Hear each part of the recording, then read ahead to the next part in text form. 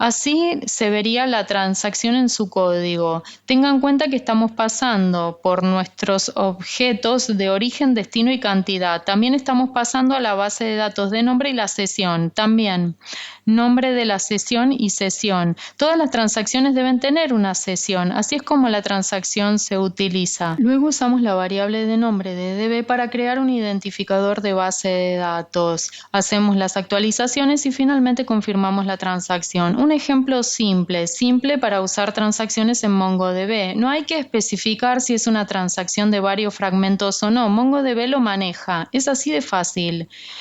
¿Qué tiene de difícil las transacciones en MongoDB? El límite más frecuente que encontramos en las transacciones de MongoDB es el límite de tiempo. Por defecto son 60 segundos. Es decir, después de 60 segundos la transacción se aborta, pero eso se puede cambiar si hay bajo volúmenes de escrituras en el servidor. Si no tienen un nivel bajo de escrituras y quieren aumentar el tiempo de espera, tendrán que esperar mucho para que finalicen las transacciones. Otras escrituras no podrán adquirir bloqueos mientras que una transacción larga los detiene. Hay límites para la cantidad de documentos que se pueden actualizar en una única transacción. Pero como siempre, use el sentido común. Cuantos más documentos actualice en una sola transacción, más tardará la consulta y no hay que correr contra el límite del tiempo. Podemos recomendar dividir en lotes de 1000 documentos a la vez para evitar el problema. Una transacción se puede abortar si hay fallas transitorias, una falla de red o un primario en el medio que no fue elegido. Debe asegurarse de detectar esos errores transitorios y reintentar las transacciones o usar derechos recuperables que automáticamente reintentará la transacción por usted. Una transacción existente bloqueará cualquier DDL nuevo como crear un índice y una declaración DDL en ejecución bloqueará las transacciones que usen el espacio de nombres que se esté modificando. Por supuesto, si una transacción está bloqueada por mucho tiempo, eventualmente expira y se aborta. Por este motivo también hay que reducir el número de transacciones del que depende una aplicación. Esto se puede hacer sin esperar a que transacciones existentes finalicen o sin preocuparse de que se bloqueen nuevas transacciones. Hablemos de las limitaciones en relación a la fragmentación y las transacciones. Si no están usando fragmentación, ignoren esta parte. Cuantos más fragmentos usen en una transacción, más coordinación se debe hacer y más recursos se deben utilizar. Esto es obvio, pero hay que recordarlo cuando se establece un sistema grande distribuido. Creo que se necesitan muchas transacciones. Si hay un fragmento con árbitros, una transacción que usa ese fragmento generará un error y se cancelará. No se puede usar un fragmento con un árbitro en una transacción. Una de las mejores cosas de MongoDB es que tiene un lector automático de balance y fragmentación que reequilibra los fragmentos de datos. Este reequilibrio se llama migración de fragmentos. Sin embargo, las transacciones que afectan cobros que necesitan reequilibrio tendrán un impacto negativo en el rendimiento. Ese es el final de la charla. Usaré el tiempo restante para responder preguntas. Les dejo esta diapositiva con los recursos que mencioné. Pueden buscar los recursos luego. Estarán las diapositivas que encontrarán en Internet. Muchas gracias por venir. Algunos de estos implican duplicación de datos. Bueno, estamos acostumbrados a que nos digan que no es bueno tener duplicación de datos, especialmente cuando tratamos de tener la tercera forma normal en el modelo, pero a menudo no es el caso. Hay situaciones en las que la duplicación de datos puede llegar a ser deseable. Por ejemplo, supongamos que tengo facturas y que quiero rastrear las direcciones de las facturas a donde voy a enviar la información.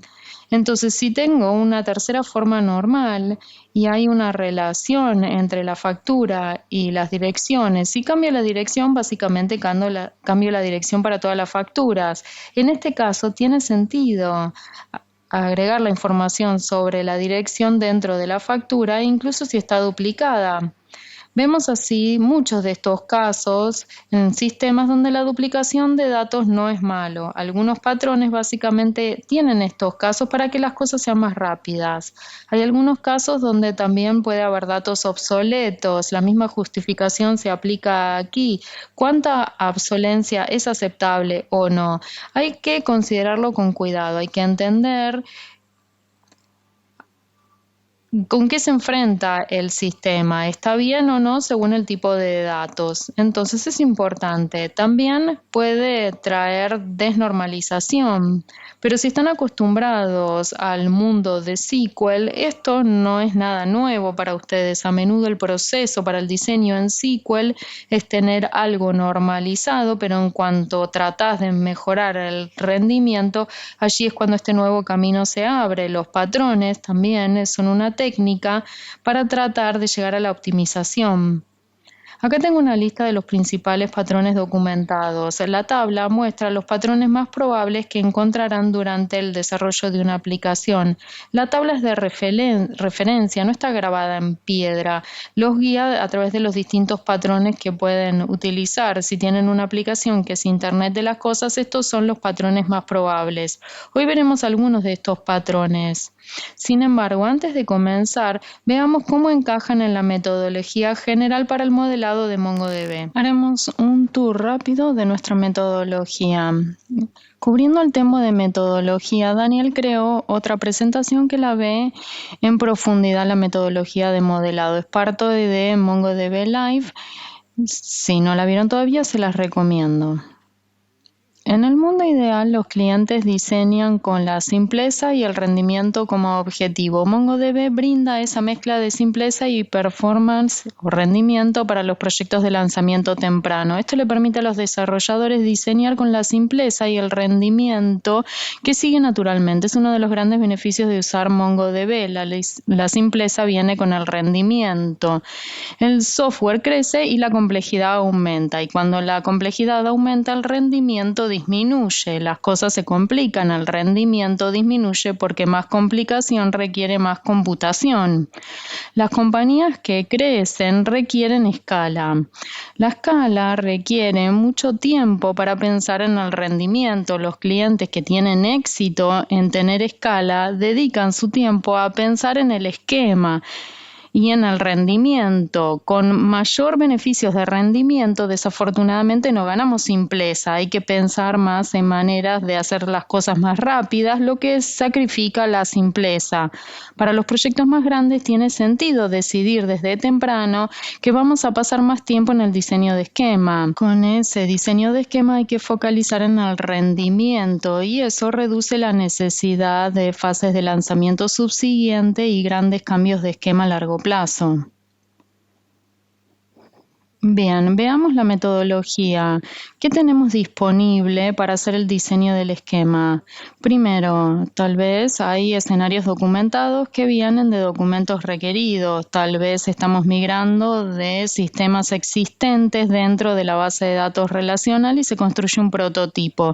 En ambos casos hay registros, estadísticas que se pueden usar para el diseño y también un dominio de expertos de negocios. Se hace una entrevista, se hacen preguntas que guían sobre cómo debe funcionar el sistema y tal vez hay un experto en modelado de datos que los ayuda y esperemos que ustedes sean el que ocupen ese rol cuando completen la capacitación.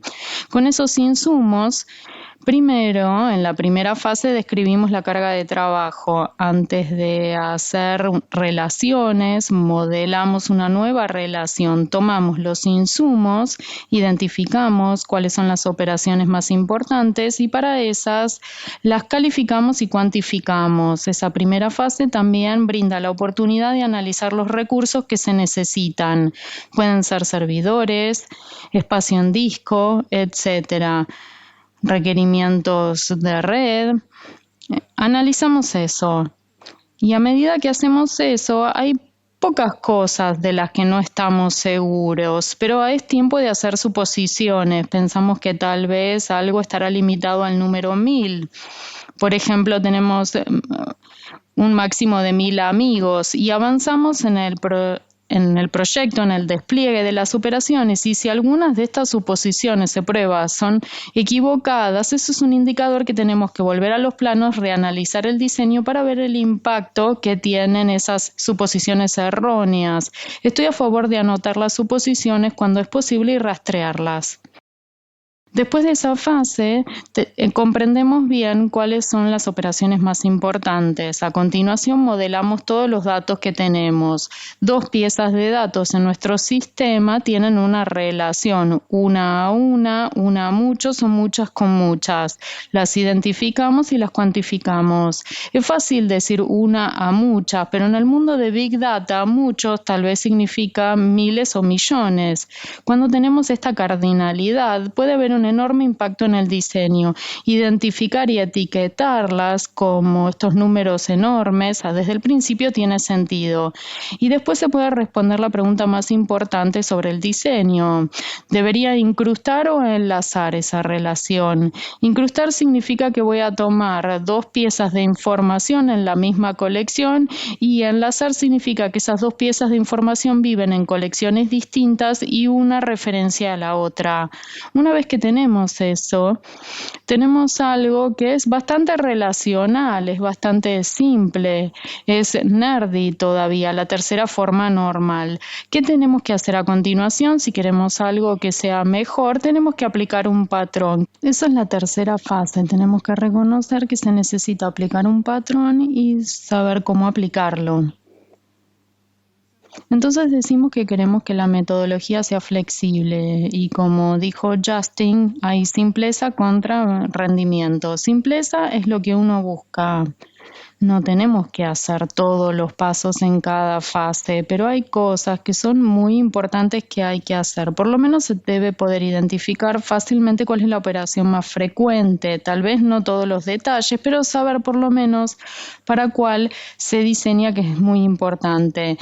En relación a incrustar o enlazar, probablemente van a incrustar, poner todas las cosas juntas. Generalmente para las aplicaciones más simples, todos los objetos están juntos, no hace falta hacer una consulta para recuperar todo, tampoco hacer un join o un lookup en medio de traer la información. Los patrones a veces causan rendimiento, complejidad, una solución más compleja. Pero en realidad queremos hacer todas las operaciones, queremos poder calificarlas, cuantificarlas, obtener la mayor cantidad de información que queremos, las más importantes, y a tener una mezcla de incrustar y enlace para no tener que traer todos los objetos grandes a la memoria. Hay partes que no usamos, no las queremos tener. Y en relación al patrón, probablemente aplicamos más patrón. Y como supondrán, hay lugar en el medio para hacer más descripción sobre la carga de trabajo. Aplicamos algunos patrones, pero no tanto como los que estamos tratando de hacer para optimizar el rendimiento.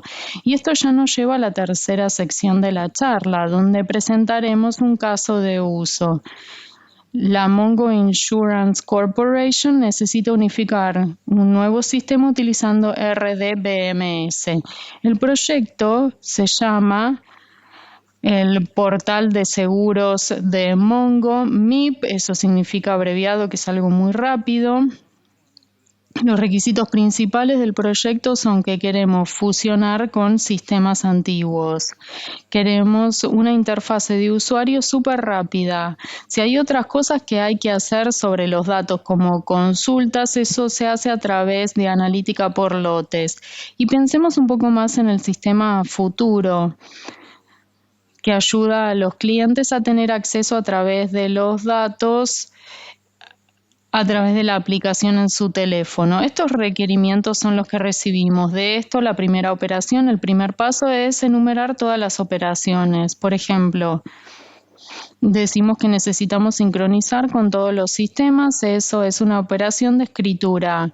Vamos a aplicar todos los cambios a la base de datos de regreso a nuestro sistema, y tenemos un par de consultas como cargar perfil de usuario, cargar vista general de la cuenta. Estas son las consultas conducidas por la UI para obtener información o construir el sitio web. Necesitamos procesar reclamos, las operaciones operaciones de portal de usuario, un signo de pregunta que lo que hacemos es focalizar en lo que hay que hacer ahora, pero a futuro es bueno pensarlo. Lo bueno con MongoDB es que es fácil hacer cambios en el esquema, así que concentrémonos con lo que necesitamos hacer ahora. Después de la lista de operaciones les ponemos números, las calificamos. Por ejemplo, si tomamos el primero, sincronizando el cambio en el sistema MIP, tal vez lo hacemos una vez al día.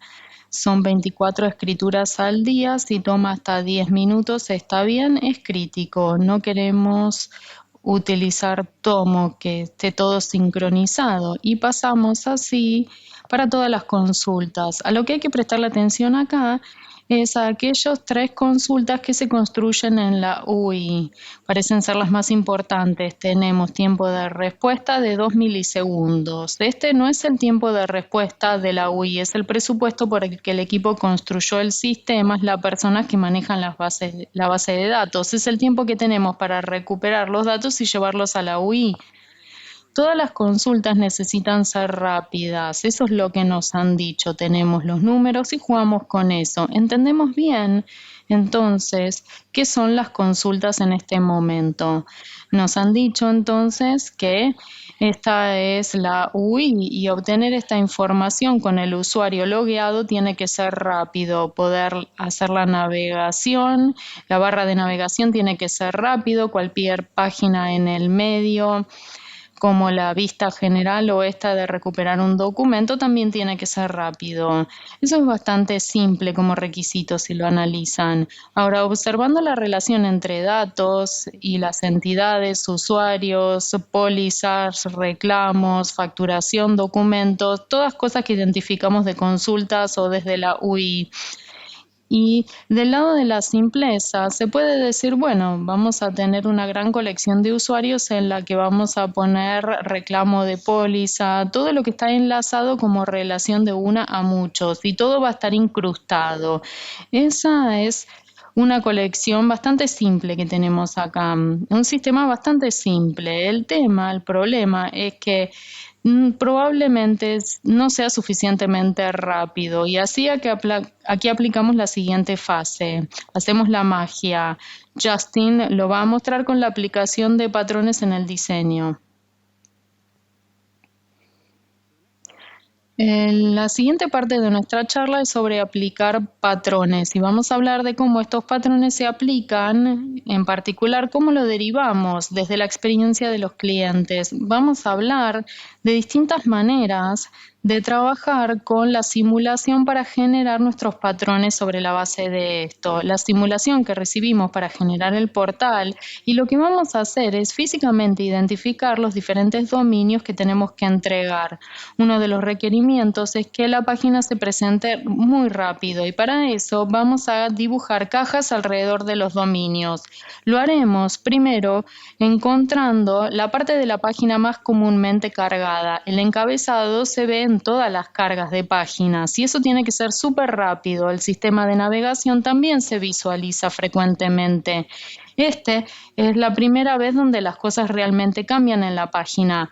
En cada carga de página la información de usuario es la misma, pero la navegación cambia de usuario en usuario y cambia según otras áreas del sitio cambien, por ejemplo, el número de reclamos. Y finalmente tenemos el cuerpo principal. Tiene que poder cargarse rápido. Así que tenemos las cajas físicas y veremos cada una individualmente para entender cómo reducir el tiempo de carga de cada sección. Empecemos con el encabezado. Esta es la parte de la página más frecuentemente cargada, así que se tiene que cargar muy rápido. ¿Qué información muestra? Tenemos el nombre de usuario, nombre de la persona, ese círculo allí que es la foto de perfil del usuario. Acá no hay foto. Pero hay que tener el nombre de usuario. La mejor estrategia para esto es consultar esos datos una vez y mantener esa información en la sesión. Las sesiones en la mayoría de los lenguajes están disponibles de inmediato. Guardar esa información en la sesión hace que se cargue rápido. ¿Y cuál es la segunda sección más utilizada? La navegación, justamente. La navegación tiene mucha información. Podemos ver que tenemos las pólizas, que tiene una lista de cosas, tenemos reclamos abiertos, en particular está la cuenta de reclamos abiertos, facturación, monto adeudado, documentos, que es una cuenta, mensajes y un recuento también, y algunos requerimientos que hay que cumplir. Lo vimos temprano y ahora focalizamos aquí. Vemos que el perfil de usuario con su carga tiene un requisito de carga de menos de 2 milisegundos. En detalle, también tiene que ser en menos de 2 milisegundos. Los requerimientos están aquí. Vamos a aplicar nuestra metodología para garantizar que se cumplan esos objetivos. Porque tenemos la UI, vamos a focalizar en la segunda y tercera fase de la metodología. A medida que pasan por esta experiencia, cada vez es más fácil hacer ambas partes a la vez, identificar la relación de modelo y aplicar los patrones. Voy a separarlos ahora, a hablar de ellos como fases distintas, pero lo son. Pero cuando mejoren en esto y puedan visualizar la representación visual, este proceso se hará más rápido y básicamente van a poder hacer las dos cosas a la vez.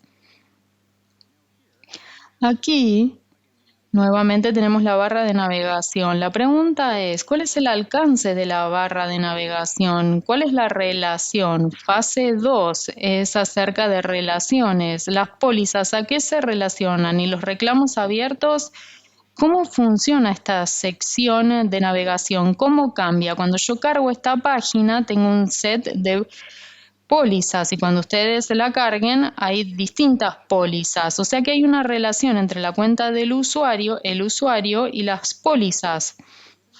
Considerando la visual, acá se dicta que hay una relación entre pólizas y usuarios. Y reclamos abiertos, bueno, reclamos están relacionados con pólizas. Si hay una póliza para la casa y una póliza para el auto, la relación es entre cada póliza y los reclamos individuales, pero visualmente no importa mucho esas pólizas realmente dónde están. Incluso si tenemos una póliza o un reclamo abierto para una póliza de una casa o de un auto, solo mostramos aquí un número, así que no importa la relación entre pólizas y reclamos. Lo que nos interesa es crear este número en el momento de navegación. Ya identificamos que hay una relación entre navegar a nivel de usuario y el número que tenemos que visualizar en el reclamo. Identificamos dos relaciones, ambas se relacionan al usuario. La tercera es la facturación.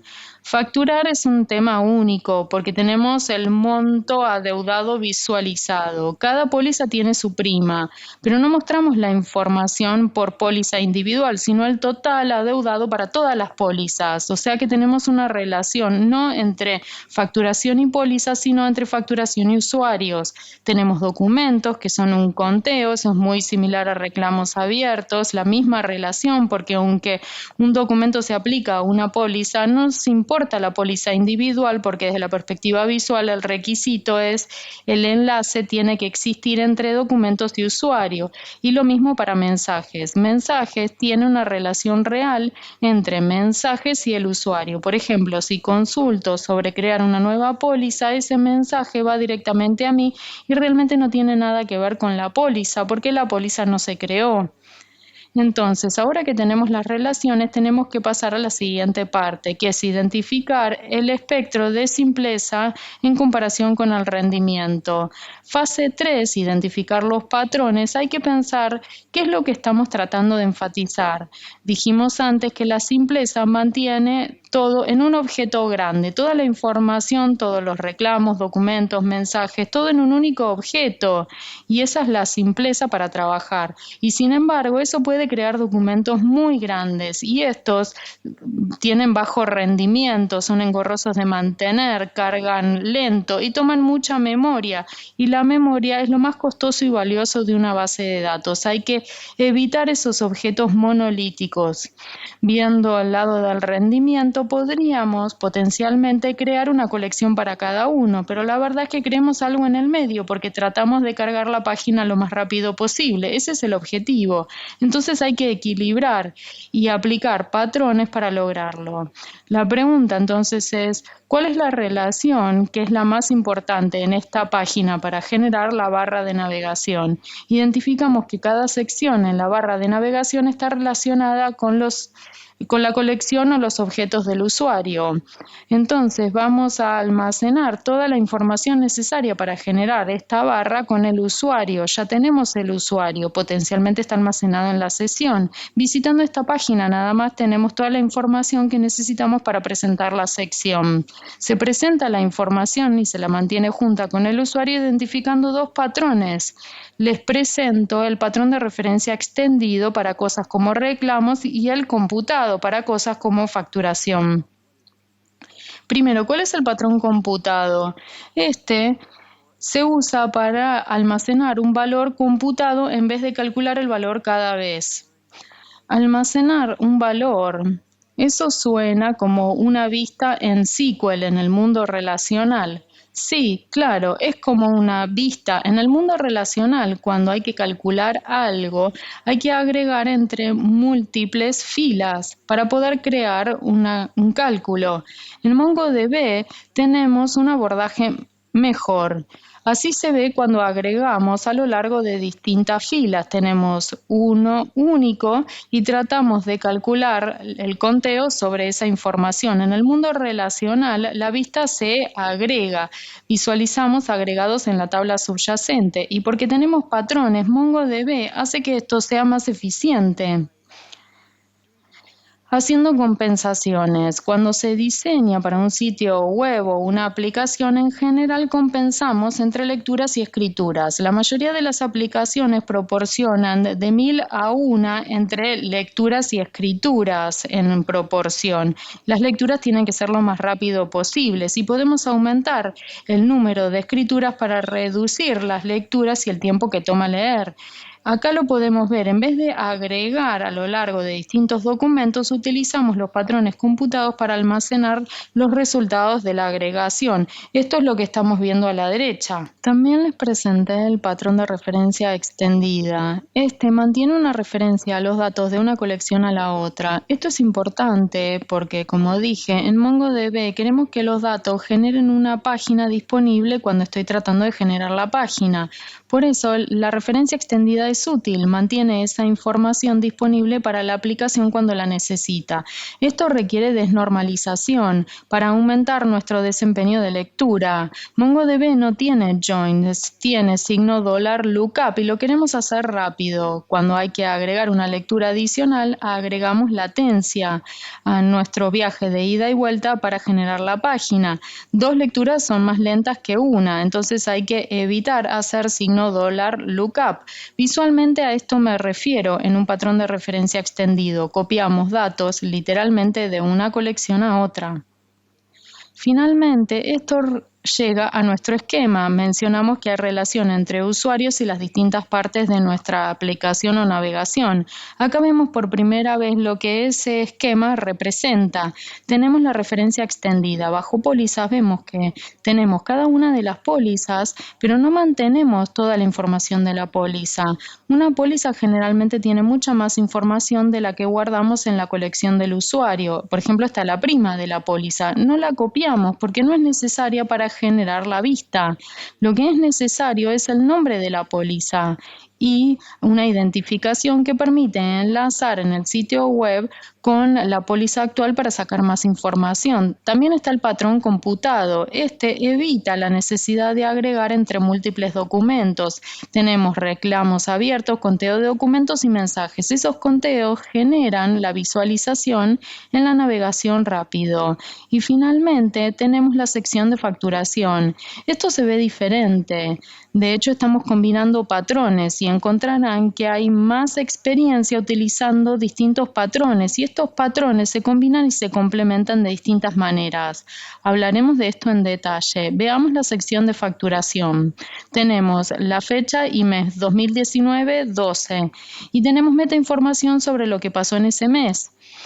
Estamos haciendo trabajo en el lado de update, porque hacemos referencia extendida. Las escrituras llevan más trabajo para ahorrarnos trabajo en las lecturas luego. Y cuando hay una operación discreta, actualizamos la colección del usuario. Facturación es un problema interesante. ¿Por qué no almacenamos el monto actual adeudado? Supongamos que tenemos 1.000.000 de usuarios y todos los usuarios tienen un monto adeudado distinto. Cada mes calculamos un nuevo saldo de prima y después los usuarios pagan de manera completamente asíncrona, o sea que estoy actualizando cada documento en cada colección de usuario. Eso no es mantenible, no es escalable y no es una buena manera de implementar la solución.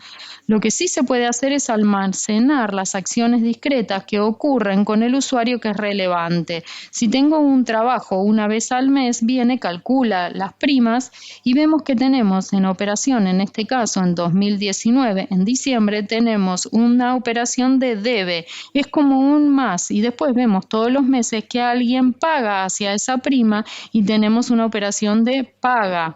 Desde la perspectiva de la aplicación, rápidamente podemos calcular haciendo sumas y restas cuál es el total adeudado. La aplicación tiene cada mes individual y también la operación de debe y paga, lo que me da el total que se visualiza, que es el monto adeudado de 800. Así los patrones se combinan para representar rápido la página. Y finalmente tenemos esta sección del medio. Esto es el grueso de la página. Es lo que realmente estamos tratando a lo que queremos llegar en la navegación. Hay dos áreas que queremos generar. Está la lista de pólizas, probablemente hice clic en la del auto porque vemos dos pólizas de auto y vemos los reclamos. Voy a presentar el patrón en balde. Este patrón es un tipo de incrustación, usa arreglos de manera inteligente. Estamos haciendo, en vez de tener un documento por póliza, combinamos las pólizas para que cuando necesitamos presentar la página lo podemos hacer rápido. Esta es más información sobre el patrón en balde. Este patrón tiene un objeto único de dominio desglosado en múltiples documentos. Esto apalanca el poder de los arreglos porque te permite mantener un número de cosas por documento. Cuando se combinan múltiples documentos, esto te da la suma de todos los objetos relacionados. Esto es útil para mantener información relevante junta. Si queremos hacer paginación, este patrón es muy útil. Y vamos a hablar de esto más. Tiene que haber algo que se llama tamaño máximo del balde. ¿Cuántos ítems guardo en este arreglo? Los proyectos en los que vemos que se utiliza el patrón en balde es Internet en las cosas, como Justin dice, algunos clientes lo usan. Básicamente, si observan este proyecto, hay dos maneras extremas de representar los datos. Una es el dispositivo que envía los datos y cada métrica individual crea un pequeño documento, y el otro extremo es crear un documento con todas las métricas para un dispositivo dado. Ninguno funciona realmente bien. La métrica en balde es realmente una solución intermedia a estas dos, en las que la matriz se agrupa por hora, por día, uno elige, pero eso es lo que es. Se ve como una solución intermedia para agrupar datos. Esto es lo que vemos usan la mayoría de los clientes, en particular en el Internet de las cosas, para escalar. Si están tratando de hacer algo que requiere escala, el patrón en balde es útil porque lo que hacemos es desglosar un set de documentos grande o cosas en múltiples documentos. Si vemos la página original, lo que estamos tratando de hacer es visualizar una lista de pólizas, y considerando esto, solo hay que mantener un subgrupo de pólizas para poder generar esta visualización. También tenemos los reclamos con las pólizas, así que veamos cómo sería esto en términos de esquema. Esta es la colección de pólizas y podemos ver que hay dos referencias extendidas dentro del patrón en balde. Similar a lo que vimos antes con la referencia extendida, tenemos información sobre un auto. El auto es relevante para la póliza. Puede haber otra colección que se llama autos que tiene más información sobre estos autos. Por ejemplo, cómo aplicamos automóviles individuales a pólizas. Acá solo hay suficiente información para generar la visualización. Lo que tenemos es nombre, tipo, año y algunos atributos. Estos están en un balde grande. Este patrón en balde es poderoso porque permite incrustar de manera inteligente. Fíjense, en la parte superior de la pantalla hay un guión bajo ID. Esto hace referencia al objeto de usuario. Hacemos referencia de regreso y de manera inteligente ponemos los datos en balde para que se visualicen de manera eficiente. Tenemos suficiente información de póliza para visualizar lo que queremos visualizar en cada momento. Avancemos en la idea y veamos otra pantalla. Suponiendo que hacemos clic en el enlace del documento y sabemos de la sesión de usuario o su colección que tenemos el recuento total de documentos que es 8. Tiene que haber 8 cosas, pero se visualizan solo 6 en pantalla. Entonces vamos a considerar el patrón en balde y vamos a presentar otro patrón que se llama el patrón de valores atípicos. Este patrón es cuando nos focalizamos en un caso de uso de 80% comparado con 20%. Un valor atípico es algo que ocurre de manera poco frecuente.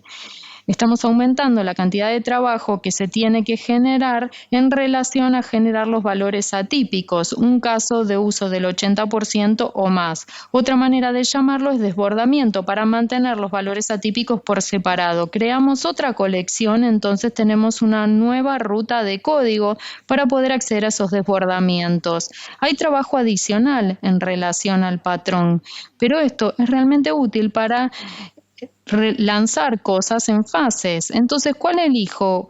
¿El patrón de balde o el de los valores atípicos? Hay que elegir. Para elegir, analizamos los datos. Esto es más fácil de hacer cuando tenemos un proyecto existente que estamos migrando, más que con proyectos nuevos. Pero como estamos migrando de fuentes existentes, podemos crear un histograma de nuestros documentos. Tenemos clientes existentes y cada uno tiene documentos asociados, así que podemos ver la frecuencia y distintos tamaños de documentos y vemos que la mayoría de los usuarios tienen entre 0 y 60 documentos. Esto nos da un tamaño para nuestro balde. Les dije, el balde tiene que tener un tamaño máximo. No queremos un arreglo en constante crecimiento porque podríamos llegar al límite de 60 megabytes, documentos demasiado grandes. Entonces, soluciones conducidas por los datos. El patrón de valores atípicos se utiliza para estos valores atípicos. Tenemos una cola muy larga. Después de 61 documentos, es poco común tener tantos documentos asociados con un usuario. Y ahora tengo dos soluciones diferentes que puedo usar y veamos cómo se verían. Acá tenemos la colección de documentos en el patrón en balde. Se vería así. _ID hace referencia a la cuenta del usuario y tengo un balde con 6 documentos. ¿Por qué 6? Se visualizan 6 físicamente, volviendo a la idea original que los datos se almacenan como se necesitan. Necesito visualizar 6 documentos, por eso el balde tiene 6. Pero tenemos un total de 8, el recuento me dice 8 documentos. ¿Qué hago con el resto? Esta es la parte fundamental del patrón en balde. Este patrón me permite tener 2 documentos que se ven similares, pero que tienen sets de datos distintos. Tengo un balde de 6 y otro de 2, si lo sumo me da 8 y esto me da el número total de documentos. Fíjense que en _ID se sigue haciendo referencia al usuario. Si necesitamos todos los documentos para un usuario, rápidamente podemos utilizar consultas por rangos o expresión regular o para buscar con _ID para recuperar todos los documentos. También hay un sello de tiempo. Se necesita valor para diferenciar porque _ID es la clave primaria. No puedo usar un número de 10.000 y nada más. Y el patrón en balde se ve así, pero tengo que poder elegir. También podemos utilizar el patrón de desbordamiento. El patrón de desbordamiento representa estos datos exactamente de la misma manera. Lo que se hace es crear otra colección con el desbordamiento. Si recuerdan, el esquema original teníamos 6 documentos en un arreglo. El tamaño de balde máximo es 6. Para el ejemplo, y todo lo que supere el 6 pasa a la colección de desbordamiento. La colección de desbordamiento se puede representar en distintas maneras y con distintos patrones, pero estoy creando un documento para cada desbordamiento. La colección de desbordamiento se usa poco porque según los datos veo una cola larga. Esencialmente volvemos a la idea de que la representación es la misma, solo hay que elegir una. Y hay un último caso de uso que la mayoría no vio. Y esto está basado en la experiencia de un cliente real. Estaba ayudando a un cliente, me llamaron porque el cliente dice, nuestro uso de CPU está al 90%, es demasiado alto, no hay motivo por el cual debería ser tan alto y vamos a tener que invertir mucho más dinero en una máquina para tener el rendimiento que queremos. Ayúdennos a entender por qué se están usando tantos recursos. Entonces analizamos el sitio, analizamos en detalle las distintas consultas y encontramos que había un contador que nadie conocía, estaba oculto dentro del pie. Cuando alguien cargaba la página, ese pie emitía una declaración de actualización que era tan frecuente y tanto uso del servidor tenía que tomaba el 90% del CPU. ¿Qué hicimos? Presentar algo que es el patrón de aproximación. Este patrón es una copia del valor actual, es como un valor aproximado. Es útil cuando no necesita un valor exacto. En el caso de visitas a una página, no importa si es 1.000.000 o 1.500.000 personas que visitaron el sitio. Lo importante es superar el 1.000.000. Apalancamos la ley de los promedios para reducir la carga general. Esto es útil para contadores de página, Internet de las cosas, etc. Así se ve, en la solución original teníamos un incremento que llegaba a la base de datos para cada carga de página. Ese incremento se recuenta en la colección, se almacena en MongoDB. Así que usaban el 90% del CPU porque requiere mucho trabajo para cada incremento que ocurre miles de veces por segundo. Utilizando el patrón de aproximación, redujimos el número de incrementos reales que se hacen incrementando por números mayores. En el caso de mi ejemplo, era cada 10. El cliente empezó a incrementar de 100 en 100. La manera de hacerlo fue crear una colección de recuentos. Esta tenía un documento que era visualizaciones de página. Esto tenía un único contador y se veía abajo. Solo incrementábamos a intervalos al azar. La ley de los promedios dice que cada 100 cargas de la página actualizamos el contador. El contador va a ser bastante preciso a lo largo del tiempo. Así reducimos la cantidad de cargas en el servidor. Fuimos de 90% a 10 o 5% en el servidor. Gracias, Justin. Con esto llegamos a la conclusión.